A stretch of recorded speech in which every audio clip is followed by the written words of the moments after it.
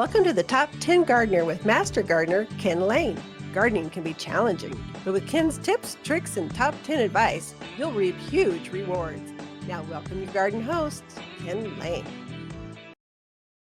And welcome to this week's edition of The Mountain Gardener. Your host, Ken Lain, here every week talking about the landscapes of northern Arizona. And it's just like I'm getting my yard cleaned up. I'm trying to get ahead of things. I really am focused on right now.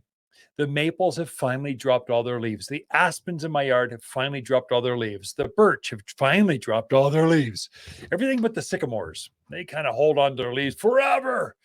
But I'm kind of trying to clean those leaves up because they mat on top of my creeping thyme lawn, on top of the flower beds, on top of, let's say, the rock rose, which are this native, beautiful, kind of knee-high shrub, and they kind of land on top of there and they suffocate things. If they stay on there very long, they'll start to compost, and they actually can damage some of the leaves underneath whatever they're sitting on top of. And so I'm trying to be actively get those things out of there. Now, for me, I love leaves. Leaves in your yard are like, as they compost, they're like gold. They create the fastest compost you'll ever find. And so you can take those, and if you can shred them some, just by raking leaves, you'll tend to break them up so they'll compost better, faster, stronger. But if you could add those directly to a compost pile, and they'll break down by spring pretty quickly.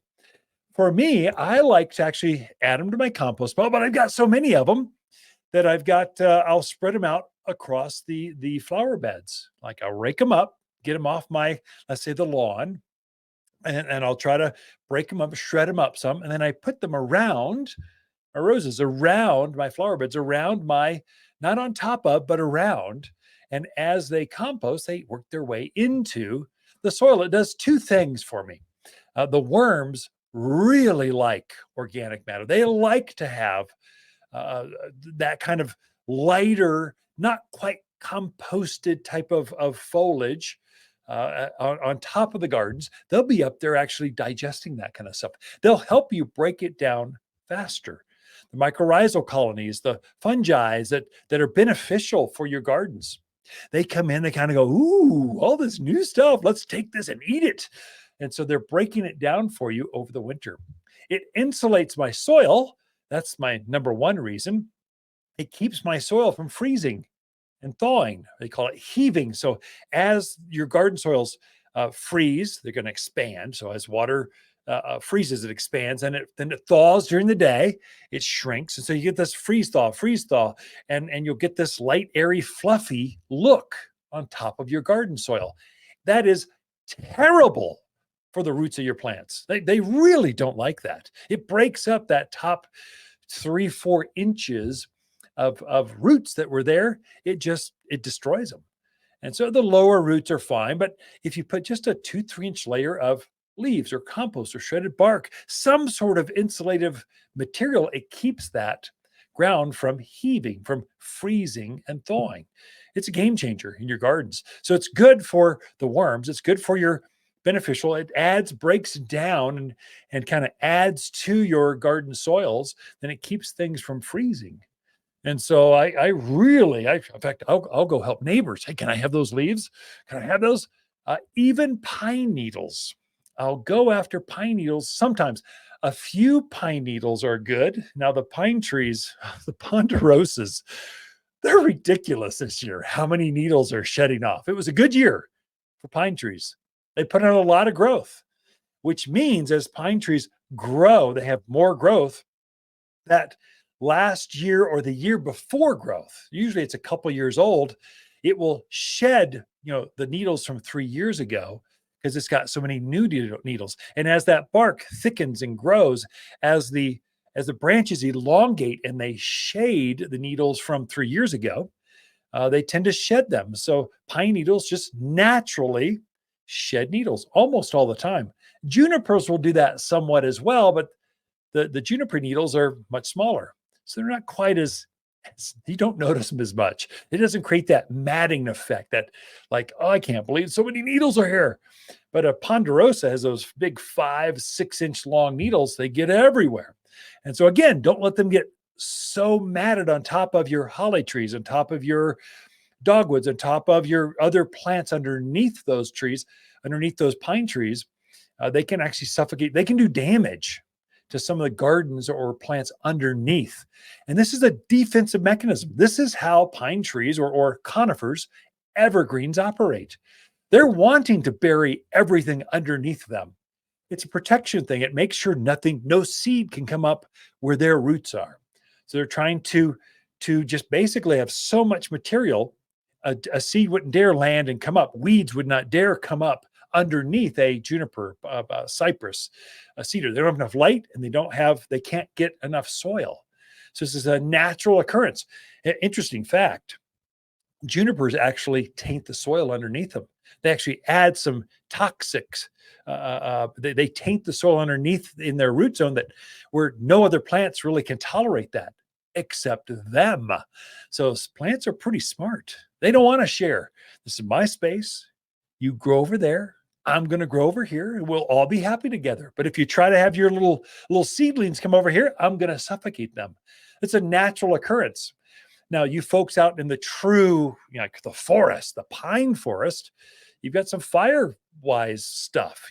A few needles are good for your gardens. It keeps the roots from drying out, keeps the trees from drying out, and you want moist trees or they become a fire danger.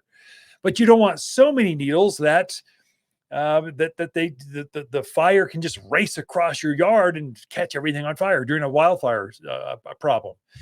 And so usually I'll tell folks, rake up most of the needles, clean things up. It's good for your plants underneath, and it reduces your fuel load is what they call it, the amount of stuff that can burn. But keep some on there. Keep a good 2-3 inch layer underneath the roots, protecting the roots of that pine tree, because it's unhealthy. They naturally want to protect themselves with some cover. Again, it keeps that soil from freezing, keeps the soil from drying out, keeps seedlings from coming in and invading their root structures. It keeps that plant healthier if you can do that. So some needles are good. So again, I'm one of those. If I'm down in a neighborhood, someone's cleaning up their yard from all the pine trees, I'll go, can I have those trash bags full of pine needles? Because I don't have enough. I need some more pine mulch. Actually, some parts of the country, they sell bales of pine mulch because it's so good. It stays a little longer than leaves. Leaves break down very quickly, whereas pine needles break down very slowly. So you really never till or turn in pine needles into your soils. They break down so slowly. They're not going to do any real benefit for you. They almost do more detriment. And so keep them as a top dressing, a 2-3 inch layer around the gardens, around your roses. They're underneath your trees, your lilacs. They will love that stuff. So needles, the title of this segment is, Are autumn leaves good or bad for your gardens in fall? And the answer is they're very good, as long as you control them. Pine needles are very good as long as you control them. You don't have so many to start matting up and then suffocating or damaging the plants underneath. The days are pretty short right now, and plants are feeling it.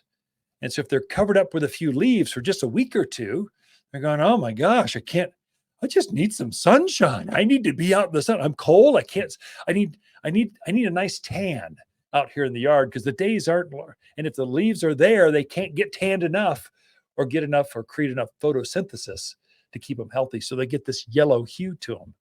And once they get yellow, they kind of stay that way for the rest of winter until spring, till the days get longer. And then they come out of it and they green up and they're just fine. But keep some of that stuff raked up. I think pretty much we're over fall, autumn. Next week is winter, official start. The winter solstice starts. It's the shortest day of the year. Plants are going to feel it. So help them by cleaning those leaves up and then reusing those and spreading them out in other parts of the garden where even your birds they're going to love to peck around through there, looking at it. It keeps them warm. They can find food sources because it's attracting the worms underneath that layer of leaves. So yes, leaves and needles are good for your gardens as long as they're in the right spot. Be right back with more information right after this. Look, if your wife, mom, or dad wants an ugly sweater for Christmas, get them a sweater, not some piece of plastic. But if someone you truly care about loves their garden, a gift card to Watters makes perfect sense. Next spring, she can pick exactly what she was hoping.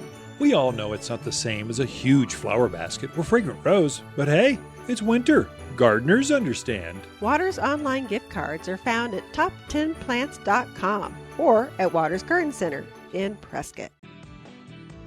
You're listening to Garden Master Ken Lain, owner of Watters Garden Center in Prescott.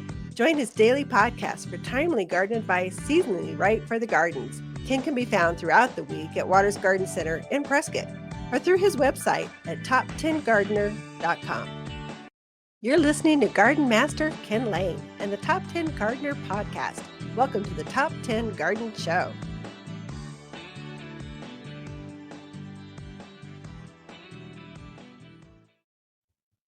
And we are back with Lisa Watters Lain in the studio. She comes each week with your garden question. It's just, what are all your neighbors talking about in the garden? I kind of intro that well enough. Sure. Short and sweet. Hey, Lisa. Hi. Lots of holiday parties. Yeah. Lots of chocolates, fudges, punch. We haven't had any punch. No punch. No punch. Probably People is a do good punch thing. anymore. I don't know if people do punch anymore. I had a recipe for a punch for the Christmas dinner, just going, you can make it so light that it kind of like it's Kool-Aid basically. And it's pretty because it's got fruits floating in it. Although fruits and flies, not good, just fruits. I don't know. But do we have a punch bowl? Does anybody have I a don't remember? know. Everybody Yeah, used to have a punch bowl in the day. You had a punch bowl, little glasses. What do they call those? That special Tupperware stuff you get made out of glass? You collect Pyrex. Pyrex. Tupperware. It's not Tupperware. I don't know. Pyrex. We've got Pyrex. We do have Pyrex. We have a Dutch oven. How about that? Non-heated, just like a cast iron, big old heavy thing that someone's got to knock over. We'll have to think this through. Yeah. Or not have punch, just have potatoes. I don't know. Wine. I don't know. Stick with the liquor. Stir the gin and tonic. There you go. So, garden questions. What are people thinking about this as we come into true winter now? Yeah, that is true. So Aaron in Prescott Valley put in 5 Emerald Arborvitae this spring. He said they've been doing great, doing well, growing, but now he's noticing some bronze coloring on them. He wants to know, basically, is that a normal thing for winter? Or is it something to be concerned about? Yeah, Aaron. So that is completely normal. I preach it like starting in September and October. Gardeners, fertilize your evergreens. Make sure you get them. Put 744 all-purpose food for 2 months straight. I say, do that so that your evergreens won't turn this bronze color in winter, or yellow. Sometimes it turns yellow. Sometimes it can be purple. It depends on the evergreen, but it's not unhealthy. It's pretty standard. I would say, just if you haven't fertilize now with 744. It'll keep it from getting worse, and it will green up faster starting usually February, March. Start to green right back up, and then it's right back out of it. So evergreens typically are not evergreen. There's a cycle of different colors through the season. Of course, they're in spring. It's Kelly green, bright, vibrant, soft, new growth. Then it goes into more traditional forest green. That's be more of I'm just a man. I only have like one description for green. It's green. So Kelly green, that was a stretch for me. So Emerald green. There you go. Emerald green. There you go. And then it has this yellow kind of hue. Junipers can do the same thing, kind of more of a blue, the new growth, and green, and then purple. Cotoneaster, same thing. It's got a broadleaf evergreen, so it's got kind of very dark blue-green foliage now. It'll have a purple hue to it as we get into winter. Then it has this bright green coming in spring. So it's not unusual to see your plants, if you're not used to 4-season climates, to see your evergreens ebb and flow like that. Of course, deciduous plants, they're easy. They don't have They inflow. lose their leaves. It's obviously a different season. They don't just Right. change color. They get vaporized. Mm-hmm. And then they come out with brand new either foliage or flowers. A lot of your spring blooming plants are deciduous because they need this rest to be able to generate enough energy to have that flush of growth. Mm-hmm. A few evergreens will bloom and have new growth, like rhododendrons, hollies, magnolias. What is it? Indian hawthorn. Yeah. Help me out. Boxwood. Put me on the spot. I'm going through the list and I'm walking through the garden center as I'm saying this on the airwaves. Going, I think where you got a lot are of they? them. Yeah. So there you go. So to Aaron, not to worry, perfectly fine. I'd say keep them watered because you said they were fairly new this year. Mm-hmm. Water your especially new plants, not just arborvitae, but new plants. Water at least twice a month because it's dry right now. Yeah, I mean, it if you is. dig a hole right now, putting some things in and it's the ground is dry. You want to keep those plants hydrated, that soil around it, so that the winter cold doesn't damage or cause winter burn or wind tip burn, different names for it. But it's, if a plant goes through a cold spell and it's dry, you'll get this damage to it. Typically doesn't kill it, but it sure makes it look ugly, and you'll set you back a step next spring. So all those people that turned off their irrigation systems, I get it, but those plants still need water. Take a hose up, go all traditional, like your grandparents did. Drag a hose across the yard, water it by hand. Here you go. Come to the garden center. Get a watering can, fill them up, schlep them over there, and then water your plant. But it'll make a difference next spring with your plants. Definitely. Dramatic. I mean, it's dramatic. Yeah. Okay. Our next question is from Daniel in Prescott. He has a new home. The contractors or the excavators do what they normally do, and they scrape the snot out of it. He wants to put some more native grasses and flowers back on. It's a little bit of a slope area that he wants to cover. Sure. So he's just looking for some tips and tricks to do it correctly the first time. Sure. Daniel, great question. First of all, let me just welcome you to the neighborhood. Welcome to God's country. I guess I'm just assuming you're just fresh from California or Chicago or wherever people come from, or maybe you just moved across the street. I don't know. Maybe. Welcome to the new house. It sounds fun. So typical to have construction scars, especially bigger properties. So smaller properties, they just rock it over.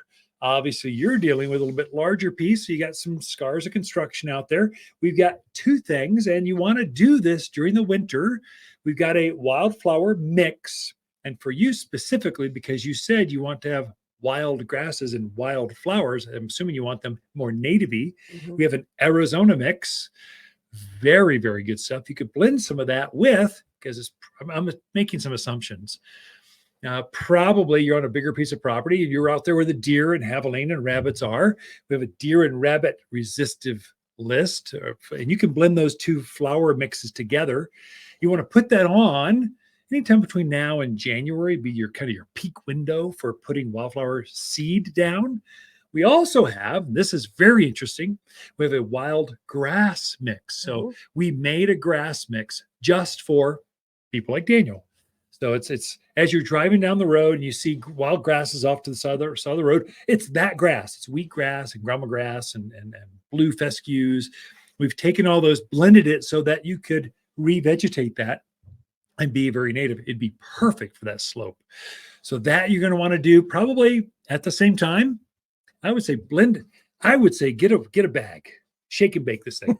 Put your wild grasses, put your wildflowers, mix them all together, spread them as evenly as you can out there by the end of January. Put a little layer of Waters premium mulch. We screen that compost down real tight. Keep the birds off, help you revegetate, help you get germination better, and you'll have a beautiful patch of. You won't see those tractor tires. It won't be bald. It won't have a bunch of weeds and tumbleweed or horehound. It'll be beautiful flowers. So how often would he need to water that? If you're really going to do it, here's how we've done it in the past. You go down to Cal Ranch or just your hardware store, get a soaker hose, like your traditional, like half-inch soaker hose, snake it around up and down that hill, turn it on, and wherever the wet spots are, put your seed and stuff right there, and it will germinate like that, and then water it, I don't know, every 10, 14 days right now. Mm-hmm. Maybe when you start to see seedlings coming up once a week or so, keep it evenly moist, but not soggy kind of thing. These are wild seed. That's kind of how you'd approach it. And you'll start having flowers. They'll come up in waves. So the grasses will come up in waves and so will the flowers. So it'll start to come up and it'll be the poppies, and then it will be the echinaceas, then it'll be the gaillardias, and it'll be this mixture's got, I don't know, over a dozen varieties of wild flowers made for here. And so if you're blending a couple mixtures together, you have even more. And the grass has got 6 or 7 varieties of wild grasses in it. So you'll see this pulsating wave through spring of beautiful new growth. And so main thing is it'll keep when the monsoons hit, it'll keep that hill from eroding. And most importantly, you're right there exposed on a hill. You're going to have weeds blowing in on you. You will have weeds everywhere if you don't get on this. So kind of your timings midwinter to start wild patches like this. Then hopefully that helps you. Wow, I like that. 2 questions. We're out of time. Yeah. Ken and Lisa Lain, the Mountain Gardeners. Be right back after this. Okay, maybe after the same white elephant exchange, it's time to start a new holiday tradition. A living Christmas tree from Watters Garden Center can be decorated and enjoyed for a lifetime, not just a season. When the holiday festivities end, gather family and friends and plant your tree together for years of enjoyment. Guaranteed. As your family tree grows, have a tree grow with your family from Watters Garden Center in Prescott. You're listening to Ken Lain, aka the Top 10 Gardener. Ken can be found throughout the week in Prescott at Watters Family Garden Center. Listen daily as he answers the top 10 questions of the week, streaming on Apple, Google, Spotify, or wherever you download your podcasts. You've tuned in to the Top 10 Garden Show with garden expert Ken Lain. Join the conversation daily as he answers timely garden questions. Email Ken a question directly from your phone to his desktop through the web at wattersgardencenter.com. That's Watters with 2 T's, gardencenter.com. Or visit face-to-face throughout the week where he can be found at Watters Garden Center in Prescott. Now welcome your host, Ken Lain. So let me just cover real quickly a myth, a wives' tale, something that's confusing. And if you check the internet, oh my gosh, Google will dumbfound you with the different opinions of whether coffee grounds are good or bad for your gardens. How do they help? What do they do? And so coffee grounds are, if you're a coffee drinker or tea drinker or whatever you're drinking, I guess I'd say not whatever you're drinking. I should be careful with that. But let's say you've got those ground coffee used tea leaves. Those are good for the garden, but only in this respect. They're basically a top dressing. I mentioned the first part of the show. Are leaves good for the gardens? And the answer was yes, because they top dress, they keep the ground from freezing, they attract worms. They finally do compost down to where the plants can reach up and gather some of the nutrients that are broken down from the worms. And so that's what coffee grounds do. They're basically like leaves or pine needles on top of your ground. They don't actually add anything valuable to your plants in the short term. They're not, a lot of folks think of them as like a nutrient or a fertilizer, like manure, and they don't do that.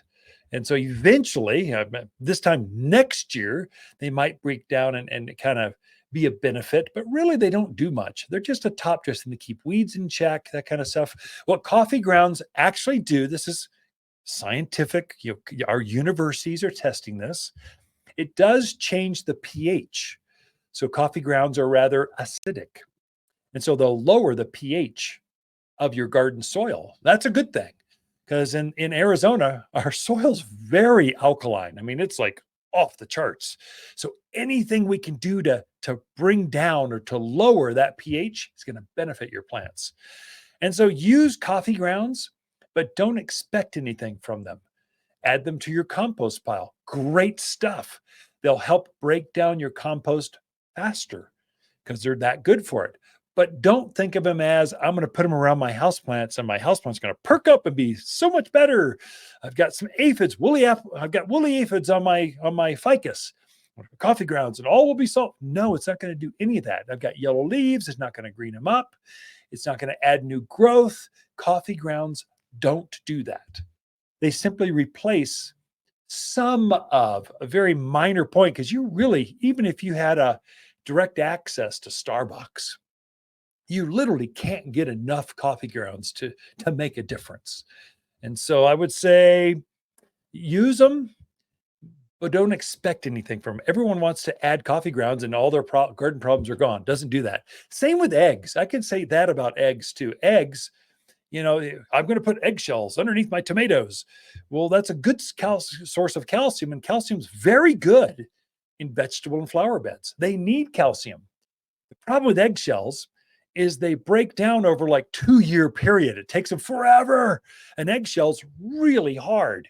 You grind them up, you try to get them as small as you can, but still, you're going to put eggshells in now for next year's growth. You're better off putting bone meal. Bone meal is basically the same thing. It's ground up bone, chicken bones, basically. And so it's ground up so fine, it's like a powder, so that the mycorrhizal colonies can come in, the worms can come in and break down that bone faster than even an eggshell can. Again, it's not bad for the gardens, but it's not good either. So I'd say it's kind of a neutral thing. Use it, but don't expect anything from it. Use them up. Eventually they're going to do something.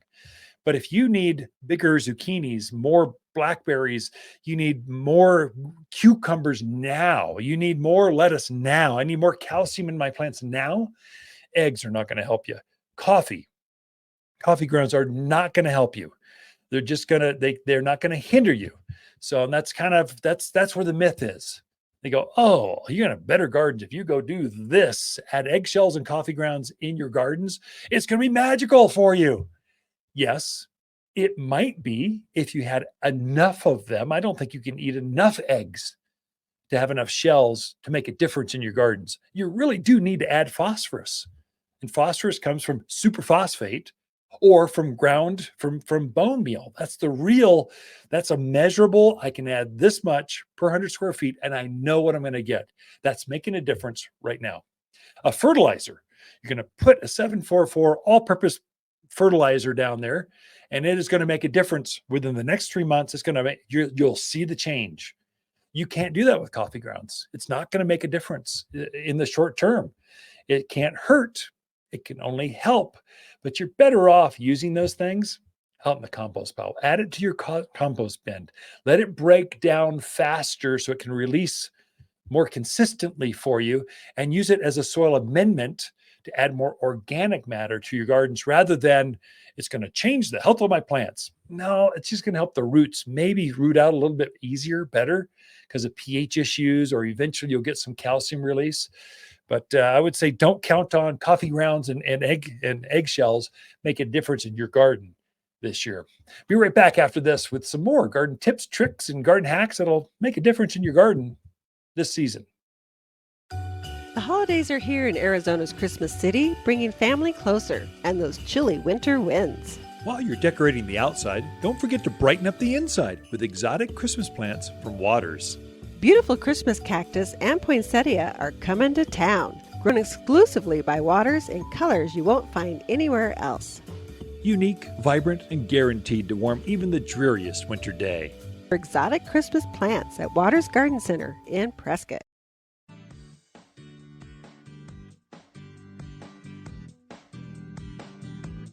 The Top 10 Gardener, your source for timely garden advice, seasonally correct for the garden, guaranteed to make a difference in your yard this season.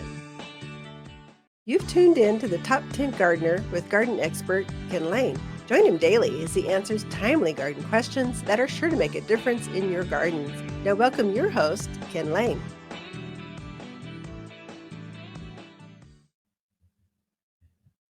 And we are back with Lisa Waters Lain in the studio. She comes each week and we just give her the airwaves for 10 minutes straight. Keep on talking. Make sure there's no lags, no voids, but anyway, Lisa comes in to share her different perspective. Let me help you out with that. There we go.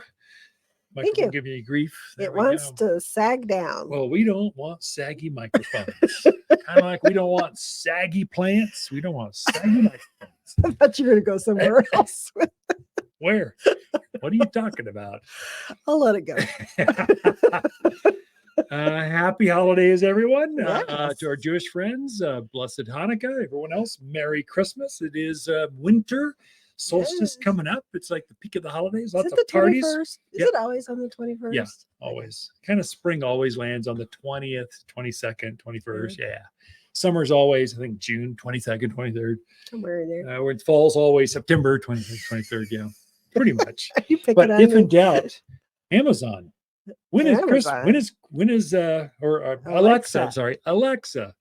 When is? Boy, it shows you how good I am with AI or talking smart homes.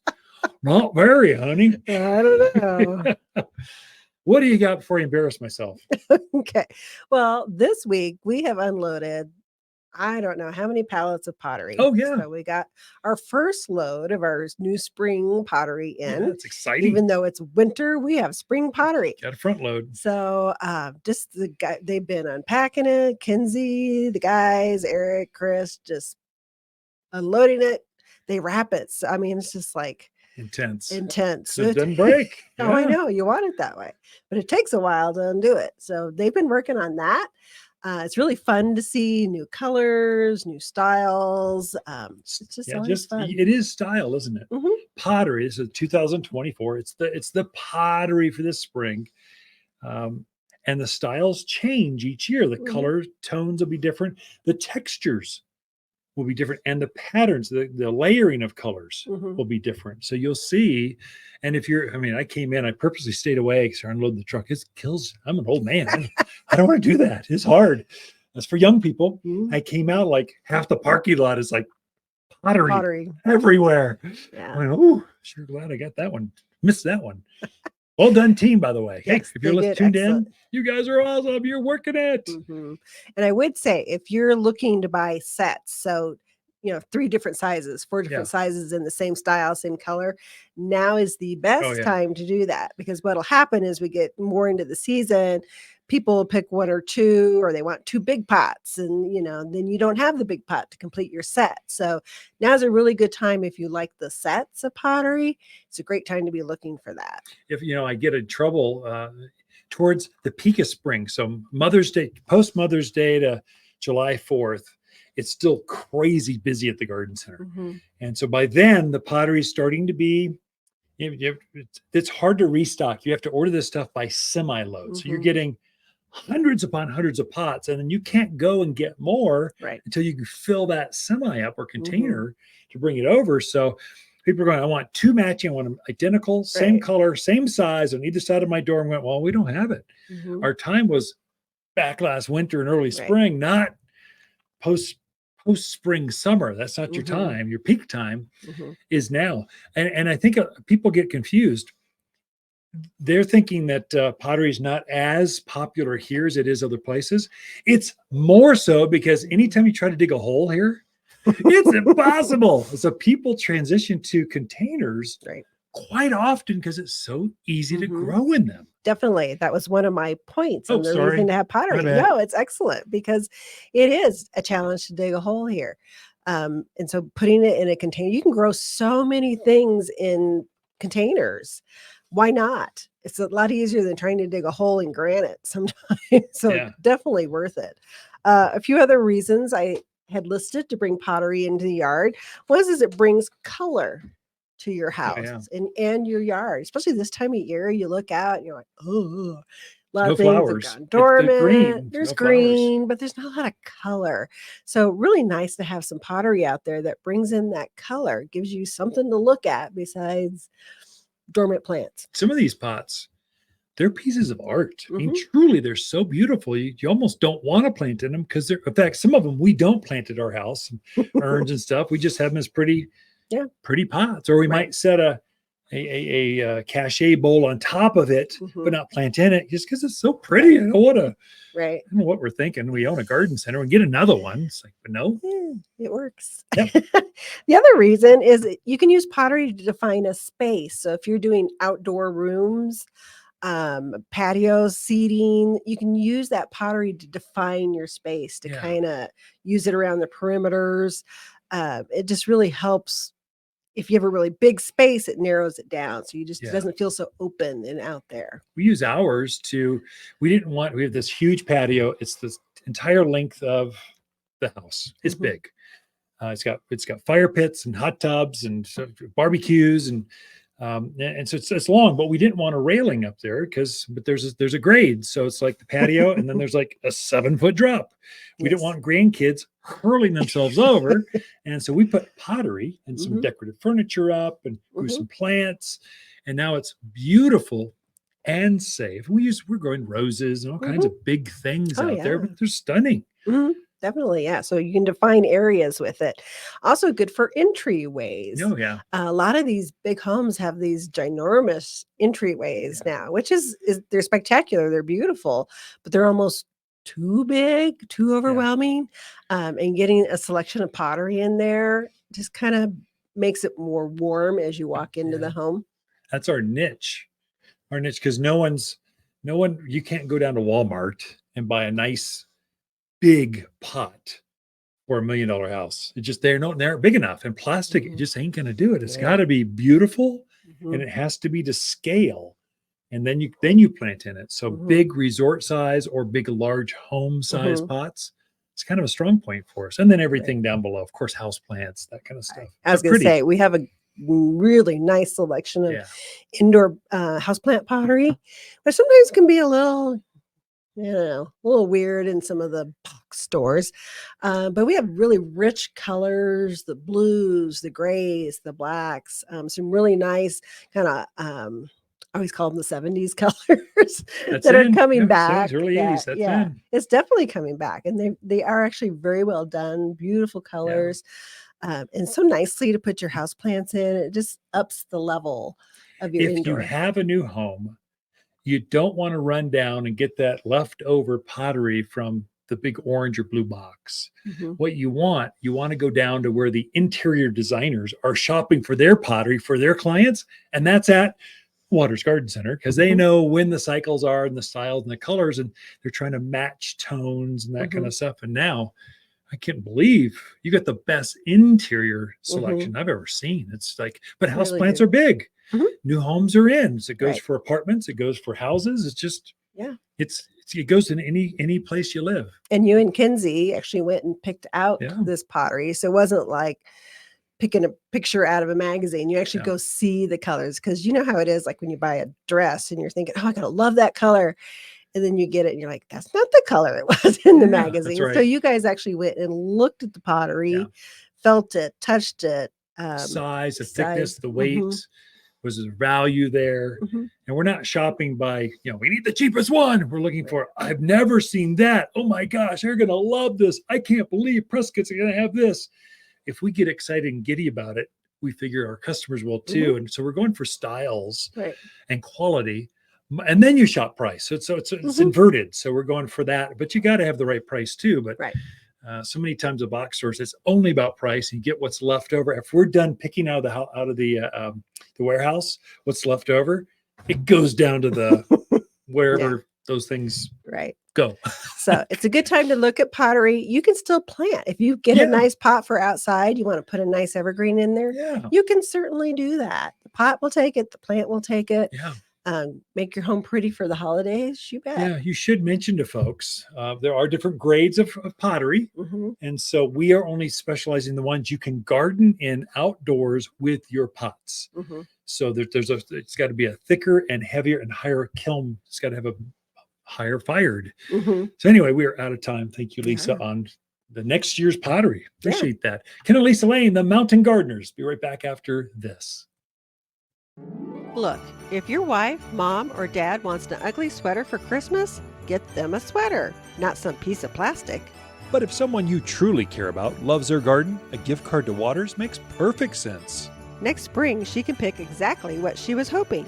We all know it's not the same as a huge flower basket or fragrant rose, but hey, it's winter. Gardeners understand. Watters online gift cards are found at top10plants.com or at Watters Garden Center in Prescott.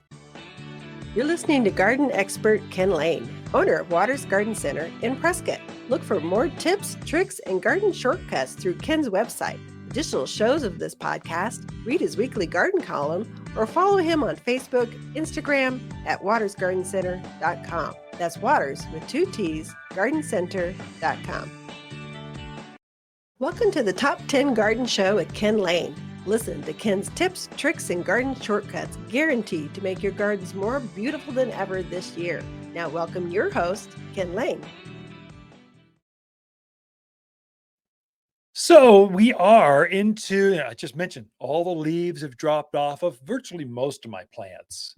I've got a few bean pods left on, a few like desert willows, mimosas, or silk tassel trees, but basically it's just bare sticks. This is when your evergreens take center stage. Oh my gosh. If you don't have enough evergreens planted out there, this is the time to add some more. You'll get a feel for it. Do I feel naked? Do I feel like I want to walk out there? Can I just enjoy the fragrance of some fresh boughs coming indoors? Can I enjoy a holly by the front door? Can I, my magnolias are spectacular. I mean, they're not blooming, so they had white flowers on them. They're about, 10 years old. They're standing maybe 15 feet tall. This is a traditional southern magnolia. There's a hardy variety that grows here at this elevation, the Central Highlands, this Sedona, Camp Verde, Prescott Valley, Mayer, Prescott, of course, Skull Valley, Yarnell, those areas. It grows out here. So it grows to this altitude. It's called an Alta, A-L-T-A, magnolia. It's a dwarfed version of the southern magnolia. This is the traditional big evergreen leaf. It's got green on one side, kind of a lighter color on the backside. Got this beautiful, big, fragrant flower in the growing season. Not now, but it's fragrant. It's beautiful. It's what you're thinking of when you think of southern magnolia, but it's hardier. It goes down to colder climates. So I've gone down to 0 degrees with this tree twice, and they still look fantastic. So I think they're a zone 5 or 6, something like that. So that's tough.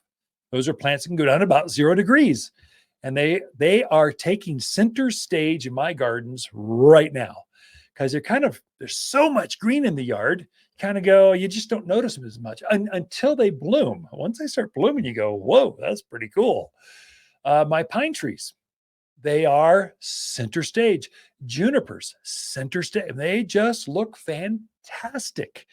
By the front door, I've got English ivy. I've got it trained it's in a pot, got it trained on a structure. So it takes on the shape of that structure, but then I put lights in it. It just looks festive. The hollies have bows in them. They just look festive. They just look like holly. You just want to add it just says holiday cheer. And it's just Merry Christmas to everyone. Happy holidays. It just says, I just love being here in the outdoors. Now, these are plants that like being outdoors. They like being planted now. They like everything about winter. This is when they shine. And so if you're thinking about a new Arizona cypress, I just talked to a neighbor. They got a new down the street. They have a new house. This lot's been open forever. Finally, a house is going up, being built right now. So you can see that the roof just went on, and you can just tell their back patio. They're looking at vistas of Granite Mountain, and all of a sudden they are exposed. Every time they're out there watching the sunset, their neighbors are going to be watching with them. So they're going to, again, what do I do? Well, we need some Arizona cypress out there. Let's plant them now. Get them in as soon as you can. I mean, we're talking by the end of the year. Put those things in so they can root out some, and so they'll flush new growth next spring. So they'll double down in size. If you wait to plant till spring, you're just going to be stuck with that size. It's going to take an extra year for them to grow and fill in and block that neighbor, which is, I'm sure, going to be a great neighbor. Just, you don't want to see your neighbors all the time, especially when you're out there watching a sunset, sunrise, or watching the hummingbirds go. You kind of want this private, secret garden, much less when you're out in the pool or the hot tub. You truly want some privacy. Just so it's you. So those are things that are good.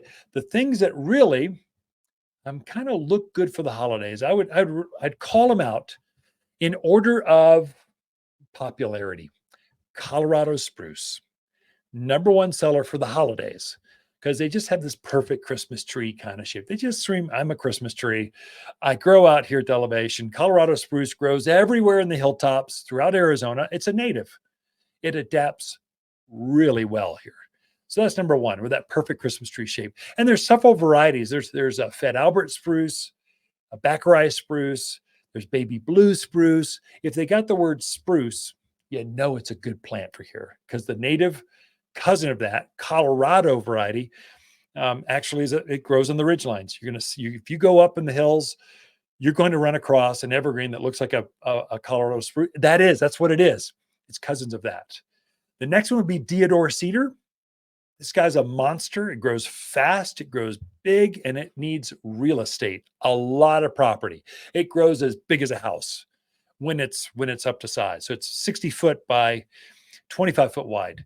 And the reason it's most popular, it's got this layered, it's got more of a casual native look. It's not native. Actually, it's native from the Middle East, Lebanon, that area. It's where it comes from originally, but what did they call that in the Old Testament? The tree of Lebanon. That's deodar cedar. That's the same plant. Back in the day, it was 200 foot, and eventually they'll get that big. But right now, the 50, 60-year-olds that were planted about that long ago, they seem to be trending about 60 feet tall, 25 feet wide. So they grow fast. So you can get a lot of plant for the money. They just fill in quickly for you. But deodar cedar, good choice. Looks like a Christmas tree, but with a soft, kind of a wandering top to it. Just kind of so soft, it grows so fast. Next would be Arizona cypress. It's a native. Arizona cypress looks kind of like a juniper, but it has a more silver color to it. So it has more of it doesn't have that yellow hue, and it doesn't cause the allergies that junipers do. So it's got a very fast growing. It's probably the fastest. It's right up there with deodar cedar, but it only gets up to 25 feet by about 12 feet wide. So it's more consistent with, I want to block a neighbor. And that's what I was recommending for this one friend, going, hey, you should do Arizona cypress. Man, put one right where it's going to get and stagger them, put them in a triangular shape. Let me spot them for you, and they'll be gone by next spring. And they will be, because you're going to fill in and go fast. They don't quite have a Christmas tree look. It's got more of a juniper kind of look, but they can be. They're pretty. They have an Arizona look to them because they're from here for us. So they're going to adapt. Get them up to size. Don't have to care for them anymore because they naturalize so easy. So Arizona cypress. Of course, juniper. I use junipers for myself. Now everyone goes, I've got allergies. I'm going, yeah, but you're planting the wrong one. The female junipers don't cause allergies. It's the males. The males put on the pollen. The females put on the berries. So the females are not your issue. It's all the guys in the juniper family. They cause all the allergy issues. And so I love the size, consistent growth, and easy care. They don't get bugs. They don't have problems. You can neglect them. They still grow. Junipers, we're living in the largest juniper forest in the country right here. So they're going to do well. So I use Spartan junipers because they're about 15 by 6 foot wide. They're consistent. So I stagger them out to block my neighbors. A Wichita blue. It's a silver blue color, stunning color. Again, 15 by about 6 foot wide. So pick your color. You want a blonde? You want a brunette? Which color you like? Because they're both the same. So you can go out, and there's got some bigger, some smaller. There's skyrockets. There's Italian cypress. That's basically a pencil in the yard. Grows up 50 foot tall by 3 foot wide. Not quite wide enough for me, but sometimes it looks handsome out there in the yard. Of course, Austrian pine. That's a direct cousin of ponderosa pine or pinyon pines. Pinyon pines would be another one. In fact, they have what they call single needle pinyon pine. That's the one they get the nut on. In fact, if I were planting a pinyon pine, I would go with a single leaf pinyon pine. It's got a bluer color, chubbier kind of needle to it. It's got a prettier pine coat, and you can get nuts on it. Whereas our native, the native one's a little slow. It's about 10, 15 years out before it actually gets a pine nut, and then they're small. Whereas the single needle looks very similar, gets the big chubby nuts to it. And then Austrian pine is direct cousin of ponderosa pine. It's a long needle pine, but it keeps its foliage right down to the ground. So for privacy, it's a much more handsome, fuller, thicker, blocking, private kind of tree, and it decorates really well. Put little red bows, a few lights on it. It just screams happy holidays. And with that, I've got more. They're all here at the garden center. Walk around, take a look. You'll see what they look like in winter. But we got more in store for you. Let me take a quick break, pay a couple bills. We'll be right back after this. Okay, maybe after the same white elephant exchange, it's time to start a new holiday tradition. A living Christmas tree from Watters Garden Center can be decorated and enjoyed for a lifetime, not just a season. When the holiday festivities end, gather family and friends and plant your tree together for years of enjoyment. Guaranteed. As your family tree grows, have a tree grow with your family from Watters Garden Center in Prescott.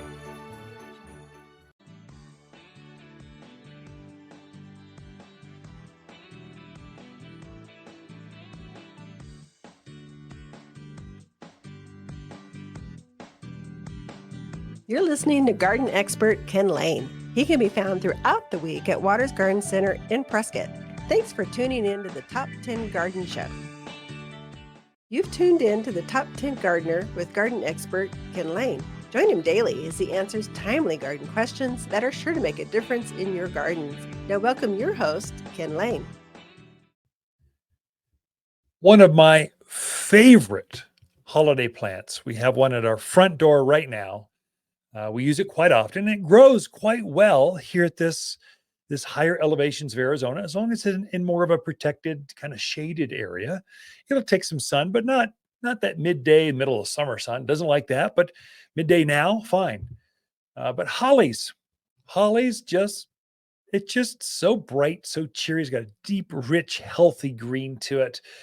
I thought I'd just take a moment and just share what's the history behind holly. How did holly become a holiday plant? It's such a strong representation of the holidays, whether it's evergreens, no matter your background, faith, religion, whatever. It's from the Druids is who actually started this whole thing. The Celts and the Druids, they saw holly as a kind of representation of evergreen or ever life, and the prickliness, the prickly leaves or the thorny leaves. They saw that as protection to keep spirits away. So they would actually take boughs and put it over top of their doors and their windows to kind of keep the spirits out. And again, this is pre-Christian. This is very far back in time, pagan kind of pre-Christian roots. And so this is how they saw holly branches as they'd weave them into wreaths, they'd hang them over doorways, windows to ward off misfortune, basically. The Romans did the same thing. They used it at winter solstice I don't think it was a solstice thing, but it was during the darker days of winter. They'd put holly branches to kind of decorate their temples and homes. It was a symbol, symbolizes good luck and abundance is what it would do. So that's the Christian times. Of course, they're relating everything to Christ. And so they see the thorns on the holly leaves as the thorns of Christ. Of course, that's not the thorns they use. I think they used acacia or something as a crown of thorns for Christ, but it's where no one wants that in their house. But holly leaves, this again represents that faith that Christians have. And of course, the red berries are the life-giving blood of the crucifixion. The evergreen is everlasting life. So there's a lot of symbolism there for Christians. In medieval times, they really made it famous. So they kind of came up with, at Christmas, basically, they would have boughs and wreaths and intertwined. They'd have greenery. They're the ones that intermixed hollies and ivy with the hollies to kind of create a bough. In the Victoria area, they set it off on, they just kind of made it all good. So Christmas cards, carols, caroling about holly. The Victorian area is what really brought the holidays of hollies at the holidays into vogue, I guess. And of course, today, it's a centerpiece in garlands. It's on Christmas cards. It's all of our festive attire. I mean, I was at several Christmas parties this week. Holly was a theme on the ugly sweaters and the pretty sweaters, just the sweaters. And so hollies, they grow well here. They like our soil. They'll take our wind You got to give them some amendments. They like a rich soil, so add some compost or something. Add them to a garden. I grow them in containers. They do really well under a patio where they got a little protection. They thrive for years to come. But English holly, we've got several varieties here, from smaller leaf to traditional to big to variegated, all kinds of varieties, and all of them scream holidays. Add them out the back patio on the deck. Put some lights on them, some bows, a little decorative balls, and you've got, voila, the holidays. But you too can grow holly. We take one home just to use it as a decor piece. And I don't know if I got any more room for hollies, but I want one by the front door because they're so pretty. So we use them like a floral bouquet. So Ken and Lisa Lain, throughout the week, we camp out here at Watters Garden Center. We love talking to fans of the show. Look, if your wife, mom, or dad wants an ugly sweater for Christmas, get them a sweater, not some piece of plastic. But if someone you truly care about loves their garden, a gift card to Watters makes perfect sense. Next spring, she can pick exactly what she was hoping. We all know it's not the same as a huge flower basket or fragrant rose, but hey, it's winter. Gardeners understand. Watters online gift cards are found at top10plants.com or at Watters Garden Center in Prescott. If you want a more fruitful garden, increased success in landscape that just feels better, then tune in daily to the Top 10 Garden Podcast. Years of tips, tricks, and garden shortcuts are guaranteed to make your gardens nicer than ever. Listen to this podcast or read Ken's weekly garden column by visiting wattersgardencenter.com. That's Watters with 2 T's, gardencenter.com. Thanks for tuning in.